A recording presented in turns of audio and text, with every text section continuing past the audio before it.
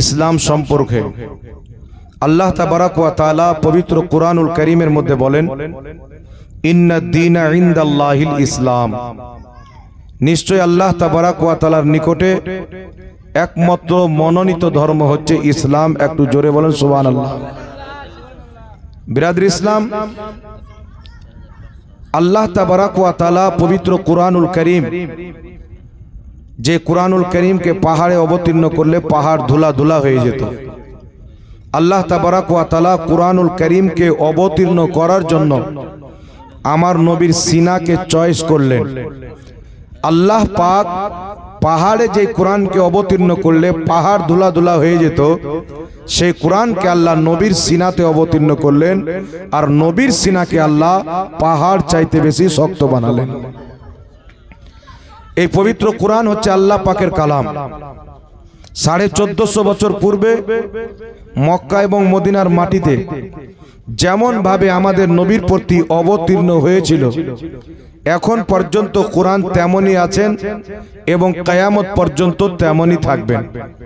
সারা পৃথিবীর রাস্তা চেঞ্জ হবে, বাড়ি চেঞ্জ হবে, রাস্তা চেঞ্জ হবে, মানুষের চরিত্র চেঞ্জ হবে, কিন্তু কিয়ামত পর্যন্ত আল্লাহ পাকের কোরআন চেঞ্জ হবে না। এই জন্য আল্লাহ পাক বলেছেন, আমি এই কোরআনকে অবতীর্ণ করেছি এবং এই কোরআন পাকের হিফাজতের জিম্মা আমি আল্লাহ নিজেই নিয়েছি। জোরে বলেন সুবহানাল্লাহ। তো প্রশ্ন হচ্ছে, আল্লাহ তাবারাক ওয়া তাআলা তিনার নিকটে একমাত্র মনোনীত ধর্ম ইসলাম কেন? ইসলাম মনোনীত ধর্ম হওয়ার একটি কারণ রয়েছে। দুনিয়াতে যত ধর্ম আছে, ইহুদি হোক, খ্রিস্টান হোক, জৈন হোক, শিখ হোক, ঈসাই হোক, পারসি হোক, যত রকম ধর্ম আছে, এই সমস্ত ধর্ম হচ্ছে মানুষের বানানো ধর্ম। আর ইসলাম এমন একটি ধর্ম যে ইসলাম হচ্ছে স্বয়ং আল্লাহ এবং তার রাসূলের বানানো ধর্ম। তো আল্লাহ তাবারাক ওয়া তাআলা বান্দাকে সৃষ্টি করেছেন এবং বান্দাকে আল্লাহ পাক ধর্ম দিয়েছেন যে তুমি কোন ধর্ম মেনে চলবে। তো আল্লাহ তাবারাক ওয়া তাআলা কুল কায়নাতকে সৃষ্টি করনেওয়ালা যেই ধর্ম দিয়েছেন, ওই ধর্ম হচ্ছে সর্বশ্রেষ্ঠ ধর্ম, ওই ধর্মের নাম হচ্ছে ইসলাম। সুবহানাল্লাহ। এই জন্য পৃথিবীর মুসলমান ইসলাম ধর্ম আল্লাহ পাকের নিকটে প্রিয়। এর সবচাইতে মূল কারণ হচ্ছে ইসলাম স্বয়ং আল্লাহ দিয়েছেন, আল্লাহর নবী দিয়েছেন। এবং দেখেন পৃথিবীর মাটিতে সারা পৃথিবীর মুসলমানদের আকীদা আল্লাহ এক। একজন আল্লাহ আছেন যিনি জমিন, আসমান, পাহাড়, পর্বত, কুল কায়নাতকে সৃষ্টি করেছেন। সূর্য চলছেন আল্লাহর হুকুমে, চাঁদ চলছে আল্লাহর হুকুমে, জমিন কায়েম আছেন আল্লাহর হুকুমে, আসমান দাঁড়িয়ে আছেন আল্লাহর হুকুমে। সারা পৃথিবী, যখন আপনি এই পৃথিবীতে বেরিয়ে যাবেন, এমন এমন মঙ্গল গ্রহ রয়েছে, আরো বিভিন্ন জিনিস রয়েছে। আমাদের পৃথিবীর মতো 1000 পৃথিবী সেইগুলোর মধ্যে পরিবেশ করবেন। আমাদের দুনিয়া খুব ছোট, আল্লাহ তাবারাক ওয়া তাআলার কায়নাত অনেক বড়। এই কুল কায়নাতে আল্লাহ তাবারাক ওয়া তাআলা সারা পৃথিবীকে সৃষ্টি করেছেন এবং আল্লাহ পাক বান্দাকে বলে দিয়েছেন, আমি তোমাদেরকে সৃষ্টি করেছি, তোমরা কোন পথে চলবে, কিভাবে চলবে, ইবাদত কিভাবে করবে, চলাফেরা কিভাবে করবে, কেমন ভাবে দুনিয়াতে উঠা বসা করবে, তোমাদেরকে আমি আল্লাহ পাক কুরআন দান করেছি। আর এই কুরআন পড়ে সবাই বুঝতে পারবে না, সবাই আমল করতে পারবে না, তাই কুরআন পাকের প্রতি আমলকারী একজন নবী দিয়েছি, মুহাম্মদুর রাসূলুল্লাহ। তোমরা এই নবীকে অনুসরণ করে চলো, তোমাদের বেড়া আমি আল্লাহ পার করে দেব। তো আল্লাহ পাক কুরআন দিয়েছেন। যদি কুরআন পাক দিয়ে আর কিছু না দিতেন, হাদিস যদি না হতো, ইজমা যদি না হতো, কিয়াস যদি না হতো, কুরআন পাকে আছে নামাজ পড়ো, কোন টাইমে পড়বে, কত রাকাত পড়বে, কিভাবে পড়বে, কোন পদ্ধতিতে পড়বে, এটা আমরা কোরআন পাকে পেতাম না, হতাশা হয়ে যেতাম। আল্লাহ বলেছেন হজ করো, কিভাবে হজ করতে হবে এটা আমরা পেতাম না। রোজা রাখো, কিভাবে রাখতে হবে এটাও আমরা পেতাম না। এই জন্য আল্লাহ তাবারাক ওয়া তাআলা নবী পাককে পাঠিয়েছেন। মায়েশা সিদ্দিকা রাদিয়াল্লাহু তাআলা আনহা নবীর স্ত্রী বলতেছেন, যদি কোনো ব্যক্তি নবীর চরিত্র দেখতে চায়, নবীর ব্যবহার দেখতে চায়, নবীর উঠা বসা দেখতে চায়, জীবন দেখতে চায়, আল্লাহ পাকের কোরআনকে পড়ে নাও। আল্লাহর কোরআন প্রত্যেকটা নবীর আমল হচ্ছে আল্লাহ পাকের কোরআন মোতাবিক। জোরে বলুন সুবহানাল্লাহ। সুবহানাল্লাহ। কোরআন পাকের বাইরে আমার নবীর কোনো আমল ছিলেন না, কোরআন পাকের বাইরে আমার নবীর কোনো চরিত্র ছিল না। তাই মায়েশা বলছেন, যদি তোমরা চলাফেরা কোরআন দেখতে চাও, মুহাম্মদ রাসূলুল্লাহকে দেখে নাও। জোরে বলুন সুবহানাল্লাহ। এই জন্য আল্লাহ পাক কুরআনুল কারীমের মধ্যে এমন কোন একটি আয়াতে বলেননি যে তোমরা শুধু আল্লাহর আদেশ মানো, আল্লাহর আনুগত্য করো, এরকম কোনো আয়াত নাই। বরং কোরআন পাকে আল্লাহ যেখানে নিজের আনুগত্য করতে বলেছেন, সেখানে রাসূলের আনুগত্য করতে বলেছেন। এমন কি যে আল্লাহ পাক বলেন, মা ইউতির রাসূলা ফাকাদ আতা আল্লাহ, যদি কোনো ব্যক্তি আমার নবীর আনুগত্য করে নেয়, সেই ব্যক্তি আমি আল্লাহর আনুগত্য করে নিল। নবী পাকের আনুগত্য করা, আল্লাহ পাকের আনুগত্য করা, নবী পাকের হুকুম মানা, আল্লাহ পাকেরই হুকুম মানা। এই জন্য পৃথিবীর মুসলমান কিভাবে চলাফেরা করবে, নবীর মতো চলাফেরা করবে। এবং আল্লাহর নবী যেইগুলো জিনিস মানতে বলেছেন, সেই জিনিসগুলি মুসলমানকে মানতে হবে। তবে একটি কথা মনে রাখবেন বিরাদর ইসলাম হচ্ছে আল্লাহর মনোনীত ধর্ম। মহান রব্বুল আলামিন বলেন, তোমরা আল্লাহর রশ্মিকে মজবুত করে ধরে নাও, ফিরকাতে বন্টন হয়েও না, দলে দলে ভাগ হয়ে যেও না, ফিরকাতে বন্টন হয়ে যেও না, আল্লাহর রশ্মিকে মজবুত করে ধরে নাও। কিন্তু পৃথিবীর মুসলমান যখন এই পৃথিবীর মাটিতে, আরবের মাটিতে যখন খেলাফতে উসমানিয়া কায়েম ছিল, মুসলিম সুপার পাওয়ার, ভারতের মাটিতে যখন আপনার মুসলিম হুকুমত ছিল, এই ভারতের মাটিতে কমবেশ 700 বছর মুসলমানরা রাজত্ব করেছে। আপনার আরবের মাটিতে মুসলিম সুপার পাওয়ার ছিল, যার নাম হচ্ছে খেলাফতে উসমানিয়া, যাকে ইংলিশে অটোমান এম্পায়ার বলা হয়। এইগুলো শক্তিকে দেখে, মুসলমানের পাওয়ারকে দেখে সারা পৃথিবীতে এমন কোন লোক ছিল না মুসলমানের প্রতি চোখ তুলে দেখে নেবে। সারা পৃথিবীতে এমন কোন লোক ছিল না মুসলমানের বিপক্ষে কোনো শব্দ ব্যবহার করবে। কারণ ওই সমাতে মুসলিম সুপার পাওয়ার ছিল, মুসলমানদের হাতে ক্ষমতা ছিল, মুসলমানদের ঈমান মজবুত ছিল। আমেরিকা দেখলো, ইহুদিরা দেখলো, বার্তানিয়া দেখলো, যদি মুসলমান এইভাবে একত্রিত হয়ে থেকে যায়, যদি মুসলমান এক হয়ে থেকে যায়, তাহলে এই পৃথিবীর মাটিতে সবাই ইসলাম ধর্ম গ্রহণ করে নেবে। ইসলামের সামনে কিছুই টিকবে না, ইসলামকে মিটানো যাবে না, মুসলমানকে কমজোর করা যাবে না। এই জন্য আমেরিকা, বার্তানিয়া মিলে সর্বপ্রথম আরবের মাটিতে মোহাম্মদ বিন আব্দুল ওয়াহাব নজদিকে খরিদ করলো। মোহাম্মদ বিন আব্দুল ওয়াহাব নজদিকে কিনলো। একটি কিতাব পাওয়া যায় আরবিতে, তারিখে নাজদ হেজাজ, উর্দুতে পাওয়া যায়, তার বাংলাও বেরিয়েছে, হেজাজের ইতিহাসের প্রতি কিতাব। আরবের নাম আগে হেজাজ ছিল। মোহাম্মদ বিন আব্দুল ওয়াহাব নজদিকে আমেরিকা, বার্তানিয়া কিনে খরিদ করে। এই মোহাম্মদ বিন আব্দুল ওয়াহাব নজদির বাবা আহলে সুন্নাত ওয়াল জামাতের ব্যক্তি। এই মোহাম্মদ বিন আব্দুল ওয়াহাব নজদির আপন ভাই আহলে সুন্নাত ওয়াল জামাতের ব্যক্তি। মোহাম্মদ বিন আব্দুল ওয়াহাব নজদিকে আমেরিকা, ইসরায়েল খরিদ করে তাকে বলল, তুমি আরবের মানুষকে বলো এই খেলাফতে উসমানিয়ার যিনারা দায়িত্বমান ছিলেন, নেতা ছিলেন, মাথা ছিলেন, তিনারা সবাই ছিল তুর্কি। তুর্কি থেকে এই খেলাফত চালু হয়েছিল। তো সেই মোহাম্মদ বিন আব্দুল ওয়াহাব নজদিকে আমেরিকা এবং বার্তানিয়া লক্ষ লক্ষ ডলার টাকার দিয়ে বলেছিল, যা তোমার প্রয়োজন আছে তুমি নিয়ে নাও। নেওয়ার পরে তুমি খেলাফতে উসমানিয়াকে ভাঙো। ভাঙার পদ্ধতি পদ্ধতি কি হবে? আরবের মাটিতে মুসলমানদের মগজে একটা বীজ গুলে দাও, তাদের মগজ ধুলাই করো। আমরা হচ্ছে আরবি, নবী হচ্ছে আরবি ভাষায়, কোরআন হচ্ছে আরবি ভাষায়, কবরে আরবি চলবে, আপনার কিয়ামতে আরবি চলবে, জান্নাতে আরবি চলবে। আল্লাহ নিজে কালাম করে আরবিতে, আর আমাদের প্রতি তুর্কি রাজ করবে, এটা হতে পারে না। এদেরকে আরব থেকে তাড়াতে হবে। আমেরিকার ট্যাঙ্ক দিল, বার্তানিয়ার ট্যাঙ্ক দিল, গোলাপ বারুদ দিল। মোহাম্মদ বিন আব্দুল ওয়াহাব নজদি লক্ষ লক্ষ মুসলমানকে আরবের মাটিতে হত্যা করলো শিরকের ফতোয়া দিয়ে, বিদাতের ফতোয়া দিয়ে। হাজার হাজার মুসলমানকে তারা কতল করলো। এমন কি যে মদিনার মসজিদের যিনি ইমাম ছিলেন, সুন্নি সহিউল আকীদা ছিলেন, তিনি সেজদারত অবস্থায় ছিলেন, তিনার পিঠে চাকু ভরে দেওয়া হয়েছিল, মক্কাকে রক্তে রক্তিত করা হয়েছিল।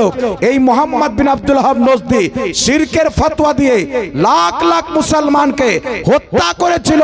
আর এর পরিচয় আমার আপনার নবী 1450 বছর পূর্বে করেছেন।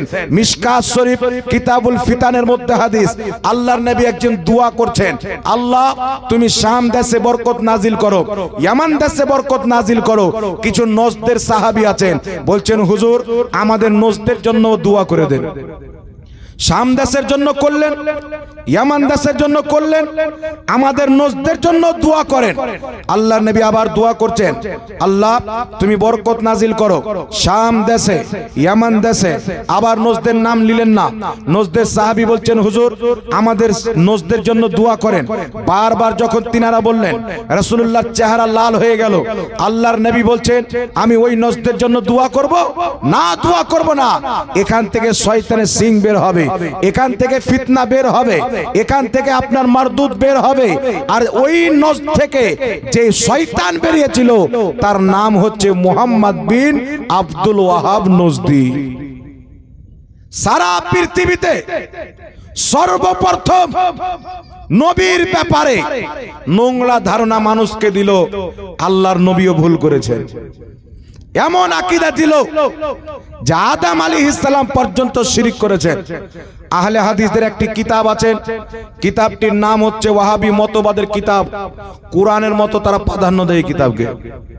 কিতাবটির নাম হচ্ছে কিতাবুত তাওহীদ। এদের মাদ্রাসায় কোরআন পড়াতে ভুলে যাবে, কিন্তু কিতাবুত তাওহীদ পড়াতে ভুলে না। এই কিতাবের মধ্যে লিখছে আদম আলাইহিস সালাম সে ভি শিরক ফিল ইতাআত হুই, আদম নবীও শিরক করেছেন। জোরে নাউজুবিল্লাহ হবে না? আল্লাহ বলছেন পৃথিবীর সব চাইতে বড় গুনাহ হচ্ছে শিরক। আর ইসলামের আকীদা হচ্ছে আল আম্বিয়াউ মাসুমুন, প্রত্যেক নবী হচ্ছে মাসুম। আর ওয়াহাবিদের জন্মদাতা পিতা বলছেন আদম নবী শিরক করেছেন, মানে আদম নবী সবচাইতে বড় পাপ করেছেন। আর যেই ব্যক্তি শিরক করবে সেই ব্যক্তি চিরস্থায়ী জাহান্নামী। তো এদের ফতোয়া অনুযায়ী আদম আলাইহিস সালাম হচ্ছে চিরস্থায়ী জাহান্নামী। তাহলে এই লোকটা কি মুসলমান ছিল? জোরে বলেন মুসলমান ছিল? আমেরিকার পাচাটা গোলাম, ইহুদি খ্রিস্টানদের দালাল মুহাম্মদ বিন আব্দুল ওয়াহাব নজদি, এই লোকটা নবীর উপরে শিরকের ফতোয়া দিয়েছেন, আল্লাহর নবীর ভুল ধরেছেন, মুসলমানকে শিরকের ফতোয়া দিয়ে হত্যা করেছেন। এই জন্য আমার আপনার নবী আজ থেকে 1450 বছর পূর্বে বলেছেন। ইমাম ইবনে কাসির নিজের কিতাব তাফসীর ইবনে কাসিরের মধ্যে লিখতেছেন হাদিসের সনদ সহিহ, তিনি নিজেই হাদিসটিকে উল্লেখ করে সহিহ বলেছেন। বিশ্ববিখ্যাত সাহাবী হযরতে হুযায়ফা বিন ইয়ামান বর্ণনা করছেন, আল্লাহর নবী বলেছেন, কি বলেছেন? আমাকে কিছু লোকের ভয় আছে, তারা বের হবে আর নিজের পড়োশীকে তলোয়ার নিয়ে বের হবে। মুশরিক তোমরা শিরক করছো, তারা শিরকের ফতোয়া দিবে। হযরতে হুযায়ফা বিন ইয়ামান বলছেন, ইয়া রাসূলুল্লাহ সত্যি কি মুসলমান শিরকে লিপ্ত হয়ে যাবে? সত্যি কি মুসলমান আল্লাহর সাথে শরীক করবে? আমার নবী বলেছিলেন যাদের প্রতি শিরকের ফতোয়া দিবে তারা মুসলমান থাকবে, আর যারা শিরকের ফতোয়া দিবে তারা নিজেই মুশরিক থাকবে। যারা শিরকের ফতোয়া দিবে তারা নিজেই মুশরিক থাকবে, যাদের উপরে শিরকের ফতোয়া দিবে তারা মুসলমান থাকবে। এখন আমাদের প্রতি শিরকের ফতোয়া দেয় কি দেয় না? সারা নীল আকাশের নিচে আল্লাহর জমিনের মাটিতে এমন কোন আহলে হাদিস মায়ের দুধ পান করেনি যে সুন্নি জামাতের একটা কোন আকীদাকে আমলকে শিরক প্রমাণ করতে পারবে। আমার বেঁচে থাকা পর্যন্ত চ্যালেঞ্জ থাকলো মুসলমান, বিমল দাসের বেটা হোক বা পৃথিবীর যেখানকার হোক, আল্লাহর কসম খেয়ে বলি আহলে হাদিসদের আকীদাকে আমি শিরক প্রমাণ করতে পারবো, কিন্তু আমাদের আকীদাকে শিরক প্রমাণ করার মতো কোনো মায়ের লাল জন্ম নেয়নি। কারণ আমাদের ওটাই আকীদা যেটা সাহাবা ও সালাফদের আকীদা মুসলমান, যেটা সাহাবা ও সালাফদের আকীদা। এখন আপনার সামনে নবী পাকের হাদিস কেমন ভাবে বাস্তবায়ন হয় দেখেন। রাসূল করিম সাল্লাল্লাহু আলাইহি ওয়াসাল্লাম বললেন কি, মুসলমানের উপরে শিরকের ফতোয়া দিবে। বুখারী মুসলিমের মুত্তাফিকুন আলাইহি হাদিস। রাসূল পাক সাল্লাল্লাহু আলাইহি সাল্লাম বলছেন, তোমরা আমার পরে কোনোদিন শিরক করবে না, তবে আমাকে এই কথার ভয় আছে যে তোমরা আমার পরে দুনিয়াদার হয়ে যাবে, দুনিয়ার লালচে পড়ে যাবে, কিন্তু তোমরা কোনোদিন শিরক করবে না। আমাদের প্রতি যেইগুলো বিষয় নিয়ে শিরকের ফতোয়া দেয়, বিদআতের ফতোয়া দেয়, এখানে অসংখ্য আপনারা মিডিয়ার লোক দেখতে পাচ্ছেন। আমি চ্যালেঞ্জের সাথে বলতেছি, যেইগুলো বিষয় নিয়ে আমাদের প্রতি শিরক বিদআতের ফতোয়া দেয়, সেম ওয়াহাবিদের কিতাব থেকে তাদের ফতোয়া তাদের প্রতি যদি না চড়াইতে পারি, বাংলার মাটিতে ওয়াজ করব না মুসলমান। তাদের কি শিরকের আকীদা শুনেন, আমাদের উপরে শিরকের ফতোয়া দেয়, এর বিশ্লেষণ পরে করছি। তাদের শিরকি আকীদা হচ্ছে কি, ওয়াহাবিদের আকীদা হচ্ছে আল্লাহর হাত আছে, আল্লাহর পাও আছে, আল্লাহর চেহারা আছে। তাকে বলেন দলিল কি? মুসলমানের যুগ যুগ থেকে আকীদা হচ্ছে আল্লাহ নিরাকার, অঙ্গ পতঙ্গ থেকে পবিত্র। হঠাৎ করে 2025 সালে তোমরা বলছো আল্লাহর আকার আকৃতি আছে, তো দলিল পেশ করো। তখন আপনাকে কোরআন দেখাবে। এই কোরআন পাকের মধ্যে সূরাতুল ফাত্তাহ আয়াত নাম্বার 10 আল্লাহ পাক বলেছেন, নবী যারা তোমার হাতে বায়াত গ্রহণ করে তারা আমি আল্লাহর হাতে বায়াত গ্রহণ করে, আমি আল্লাহর হাত তাদের হাতের উপরে। এই কোরআন পাকে আছে জাহান্নামীদেরকে আল্লাহ জাহান্নামে দিবেন, জাহান্নাম বলবে আল্লাহ আরো দাও আরো দাও, আল্লাহ নিজের পাও জাহান্নামে রেখে দিবেন। তার মানে আল্লাহর পাও আছে। চেহারার কথা আল্লাহ বলেছেন, তো আল্লাহর হাত কথা বলেছেন, পায়ের কথা বলেছেন, চেহারার কথা বলেছেন। এর মানে আল্লাহর দেহ আছে। যদি দেহ না থাকে হাত কি করে হবে? দেহ না থাকে চেহারা কি করে হবে? পাও না থাকে তো চেহারা, দেহ না থাকে তো পাও কি করে হবে? এর মানে আল্লাহর দেহ আছে। কেমন দেহ আছে? আহলে হাদিসের ইমাম ওয়াহিদুজ্জামা তারিখে আহলে হাদিস বলে একটি কিতাব আছে আহলে হাদিসদের, সেই কিতাবের মধ্যে লিখেছে ওয়াহিদুজ্জামাকে যে সেই ব্যক্তি ইমামুল আহলে হাদিস ছিল, মানে আহলে হাদিসের ইমাম, ছোট মোটো মৌলবি নয়। সে নিজের কিতাব হাদিয়াতুল মাহদির মধ্যে লিখতেছে, কি লিখতেছে? হাদিয়াতুল মাহদির মধ্যে লিখছে আল্লাহর ওরকমই হাত আছে যেমন মানুষের হাত আছে। মানুষের যেমন পাও আছে আল্লাহরও তেমন পাও আছে, মানুষের যেমন চেহারা আছে আল্লাহরও তেমন চেহারা আছে, মানুষের যেমন দেহ আছে আল্লাহরও তেমন দেহ আছে। খোদার কসম খেয়ে বলি, আল্লাহকে মানুষের সাথে তুলনা করার কারণে এটা সবচাইতে বড় শিরক আছে মুসলমান। এই আকীদা কাদের? ওয়াহাবিদের ইমাম ওয়াহিদুজ্জামা। আর এদেরকে ফলো করে ওয়াহাবি জামাত চলে। কথা বুঝতে পারছেন? ওয়াহাবিদের গুরু নবাব সিদ্দিক হাসান কা ভোপালী সে নিজের কিতাবের মধ্যে লিখেছেন আল্লাহর হাত পাও চোখ নাক সব আছে, অর্থাৎ আল্লাহ পাকের দেহ আছে, আর মানুষের সাথে তুলনা করেছেন। এটা নয় যে আল্লাহর দেহ আল্লাহর মতন আছে, বলছে মানুষের মতন আছে। তবে মনে রাখবেন মুসলমান, আমি সারা পৃথিবীর লামাযহাবিকে চ্যালেঞ্জ করতে চাই, একজন ইমাম আকীদার ইমামের কিতাব থেকে দেখাও, একজন মুফাসসিরের কিতাব থেকে দেখাও, কোন মুফাসসির এইগুলি আয়াতের অর্থ আল্লাহ পাকের দেহ নিয়েছেন, আকার আকৃতি নিয়েছেন। একজন মুফাসসির দেখাও, খোদার কসম কিয়ামত পর্যন্ত দেখাতে পারবে না। কারণ এই আকীদা হচ্ছে ইহুদির দেওয়া আকীদা, খ্রিস্টানের দেওয়া আকীদা, কিন্তু আমাদের আকীদা হচ্ছে আল্লাহ নিরাকার। এটা আমাদের বানানো আকীদা নয়, এটাই হচ্ছে পূর্বের সমস্ত ইমামের আকীদা। আমাদের আকীদা আল্লাহ নিরাকার, এটা হচ্ছে পূর্বের সমস্ত ইমামের আকীদা। আর যত দলিল লাগবে আমরা দলিল দেব ইনশাআল্লাহ। কিন্তু আল্লাহর আকার আকৃতি আছে, ওয়াহাবি মতবাদের কাটমুনসি ছাড়া পৃথিবীর কোন ইমাম নিজের কিতাবে আল্লাহর আকার আকৃতির কথা লেখেনি। এখন প্রশ্ন হলো, হুজুর আল্লাহ পাক হাতের কথা বলেছেন, পায়ের কথা বলেছেন, তাহলে এইগুলো আয়াতের অর্থ কি হবে?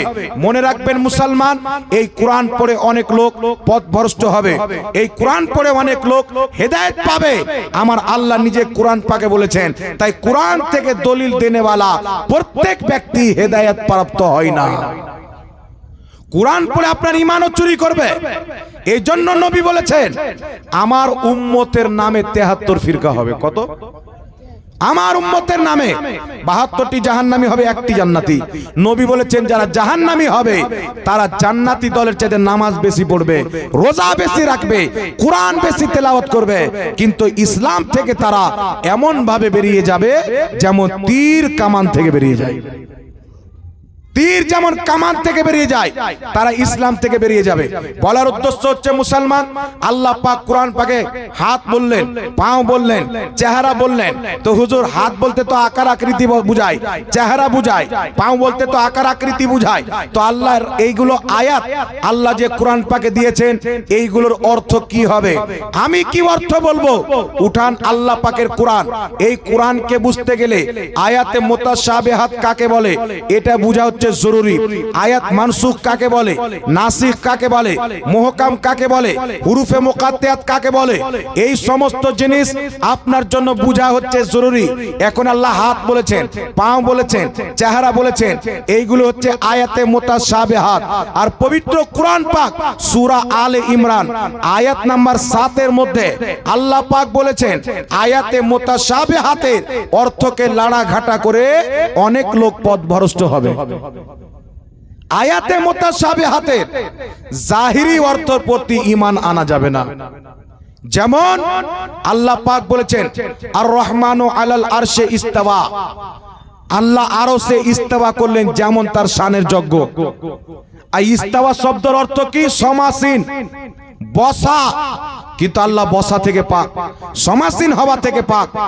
আরশ হচ্ছে একটি জায়গা, আল্লাহ জায়গা থেকে পাক। কারণ জায়গা যখন ছিল না আল্লাহ তখন ছিল, আরশ যখন ছিল না আল্লাহ তখন ছিল।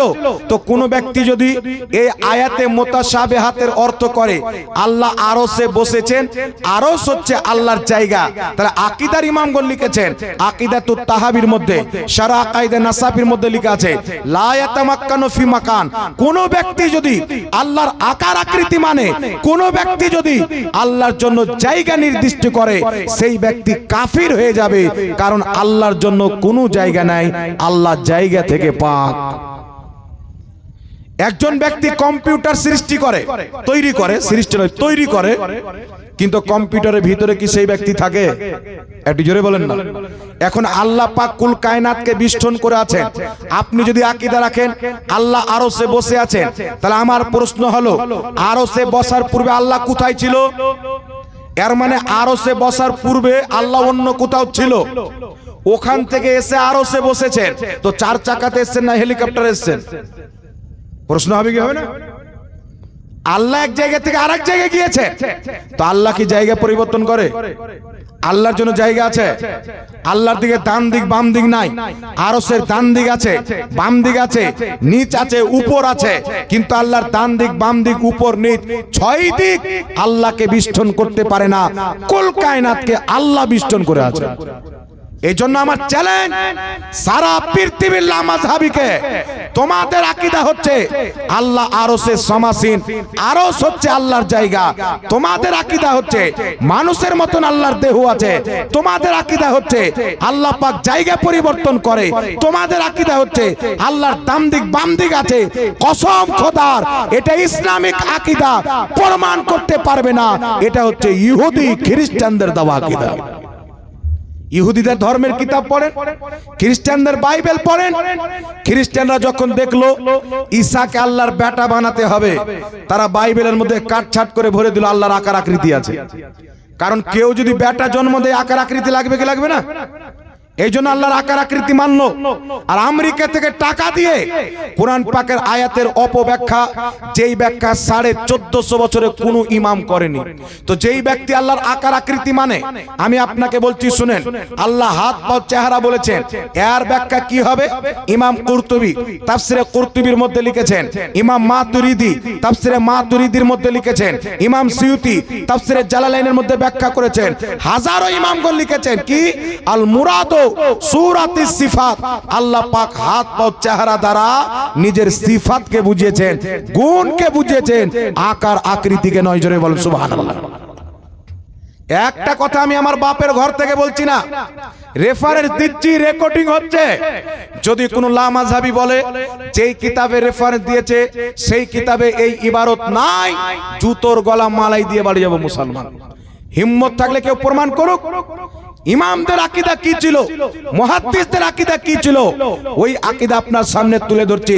আল্লাহর কসম খেয়ে বলি, পূর্বের মুহাদ্দিসদের আকীদাকে যদি আজ মানুষের সামনে রাখা হয়, খোদার কসম খেয়ে বলি মুহাদ্দিসদের আকীদা ওটাই ছিল যেটা বর্তমানে সুন্নিদের আকীদা। জোরে বলুন সুবহানাল্লাহ। এই জন্য বিরাদর ইসলাম, ইমাম মাতুরিদি আকীদার ইমাম। তারপরে চলে আসেন বিশ্ববিখ্যাত ইমাম ইমাম বাইহাকি রাহমাতুল্লাহ আলাইহি। পাঙ্খা আমার দিকে দিয়েন না, হ্যাঁ ভাই, আপনার দিকে করেলেন, আমার দিকে দিয়েন না। ইমাম বাইহাকি রাহমাতুল্লাহ আলাইহি নিজের কিতাব আল আসমা ওয়াস সিফাত, এই কিতাবের মধ্যে লিখেছে আকীদাতুত তাহাবি, শারহ আকিদা নাসাফি, অসংখ্য আকীদার কিতাবের মধ্যে লেখা আছে যে আল্লাহ পাকের আকার আকৃতি থাকা এটা হচ্ছে অসম্ভব। আল্লাহর আকার আকৃতি আছে, এই রকম আকীদা হচ্ছে নাজায়েজ আকীদা, জাহান্নামী আকীদা, আর জান্নাতি আকীদা হচ্ছে আল্লাহর নিরাকার। জোরে বলেন সুবহানাল্লাহ।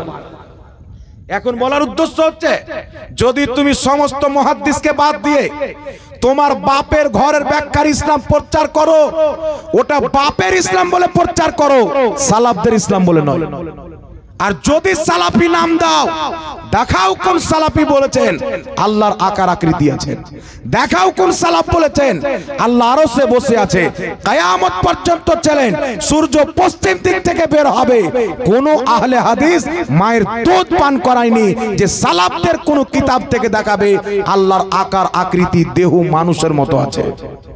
কোনদিন দেখাতে পারবে না। বিরাদর ইসলাম, আমেরিকা যেমন টাকা দেয়, ইহুদি যেমন টাকা দেয়, তেমন তারা আকীদার মধ্যে পরিবর্তন নিয়ে আসে। এটা আমি বলছি না, ইহুদিদের ভিডিও আমার কাছে আছে, আমেরিকার ভিডিও আমার কাছে আছে। তারা যে ওয়াহাবি মতবাদকে তৈরি করেছে এটা তাদের কিতাবের মধ্যে লেখা আছে। উঠান কিতাব সিরাতে সানাইয়া, লেখকের নাম সানাউল্লাহ অমৃতসরি, আহলে হাদিসের মৌলভী, তাদের ইমাম সিরাতে সানাইয়ার মধ্যে লিখছে আহলে হাদিস নাম ভারতের ইংরেজদের অনুমতিতে আমরা লিখতে আরম্ভ করেছি। এটা নবীর দেওয়া নাম নয়। মুহাদ্দিসদেরকে আহলে হাদিস বলা হতো কারণ তারা লাখ লাখ হাদিস নিয়ে গবেষণা করত।